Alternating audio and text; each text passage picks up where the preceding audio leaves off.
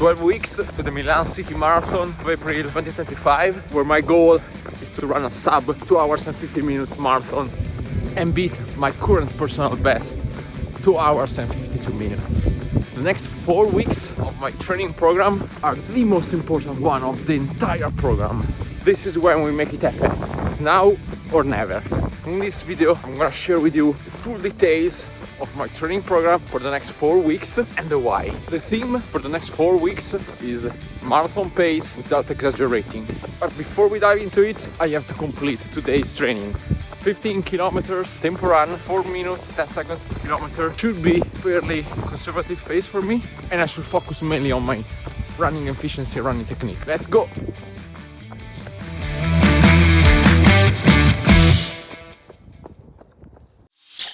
We're now 12 weeks out from my target marathon. It's getting real. In this video, I'll explain exactly what running a sub 250 marathon means physically in terms of pace and heart rate, then deep dive into my next 4 weeks training block. And I will explain in full detail every training and the science behind this 4 weeks block. Stick around till the end to see where I am today versus my goal and how I'm feeling about it. You find all the chapters below. This is the Running Engineer channel. If you like to follow my journey to the sub 2 hours and 50 marathon, hit the like button, subscribe and follow me on Strava and Instagram, where I share all my trainings, the good, the bad and the ugly.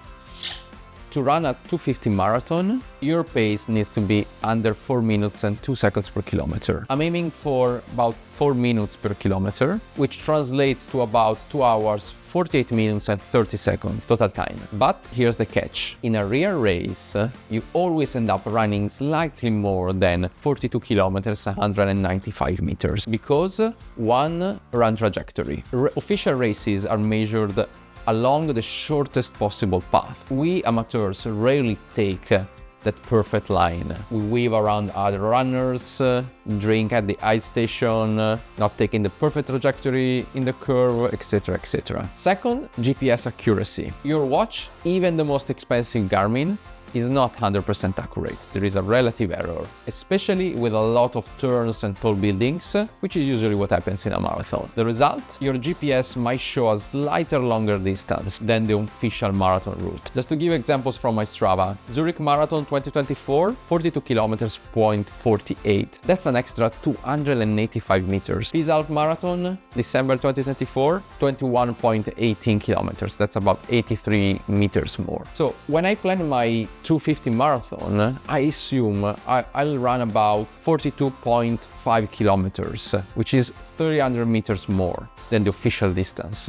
to stay on the safe side. That means I need to run about 3:55 to 4 minutes per kilometer pace for the entire race if I want to hit my goal, according to my Garmin. This is the biggest challenge I've ever faced in my 20 plus years of running. This pace is right at my anaerobic threshold, LT2, 3:55 per kilometer with a heart rate of about 165 beats per minute. In practice, during my tempo runs and my marathon pace runs, I often see my HR climb to 170 beats per minute at that pace. That's zone 4 for me, it's not zone 3 anymore, which isn't sustainable for 42 kilometers. I'd basically implode in the last stretch. The key? I need to improve efficiency at marathon pace, staying in zone 3 for that 3:55 4 minutes rate. This is exactly what this next 4-week block is all about. Improve efficiency at marathon pace without overloading my body. Let's dive into the specifics. Week 1 from the 6th of January, I usually do strength training on Monday, then on Tuesday easy run,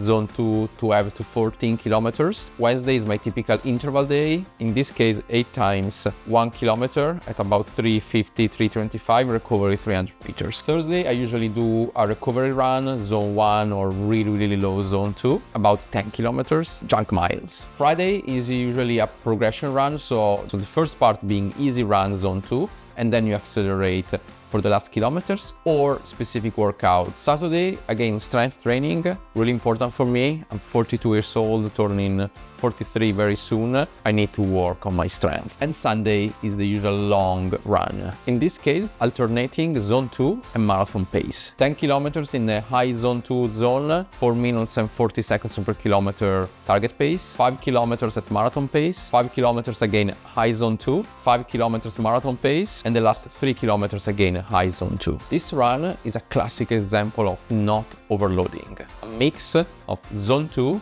intense but still zone 2, and then marathon pace. Week 2, same structure. Monday strength training, Tuesday easy run zone 2, Wednesday intervals 5 times 2 kilometers at about 350, recovery 1 kilometer at 440. Again, really close, working at that marathon pace or just above. Thursday recovery run, Friday tempo run, 15 kilometers at tempo run, focus on running technique and running form and efficiency. Saturday usual strength training, and then on Sunday another good example. 25 kilometers, 8 kilometers easy run, 6 kilometers at 4 minutes per kilometer pace, 5 kilometers easy run, and 6 kilometers at 3:55. Week 3 and 4 continues in the same structure. Intervals 10 times 1000 meters, 3:30, recovery 2 minutes, progression on Friday, mix zone 2 marathon pace, 30 kilometers total on Sunday. The final week of Jan ends with 33 kilometers with a total of 13 kilometers at marathon pace, split around 3 blocks. By mixing marathon pace segments with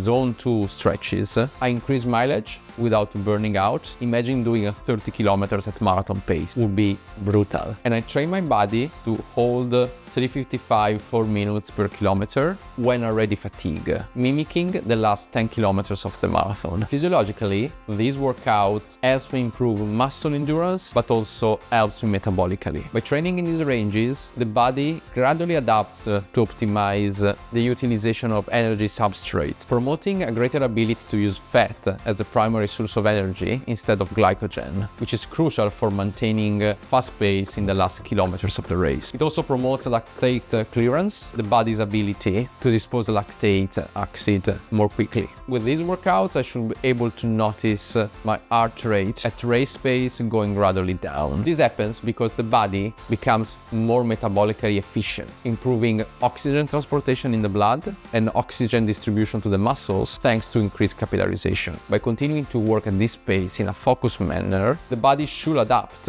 sustain this pace for longer and in a very efficient way.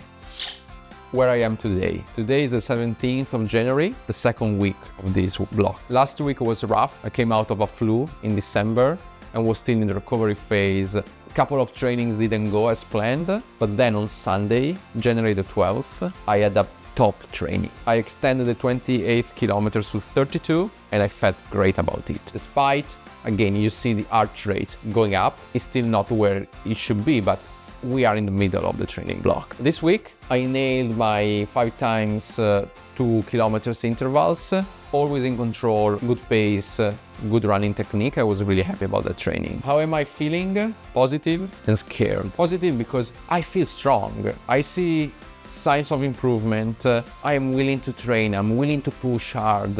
I feel great. Scared because I'm pushing my body to the edge. And life doesn't stop. I'm an amateur runner, 42 years old. I work for an American international company. I take about 50 flights per year. Global team, a father of 2 little girls. Balancing training with career, life, family is tough. But I love the challenge and I love running. So there you have it. A look at the 4 weeks training block that I hope will improve efficiency at marathon pace and get me closer to breaking 2 hours and 50 marathon. If you're curious to see how this will play out, make sure to subscribe, hit the notification bell and follow me on Strava and Instagram. Let's go!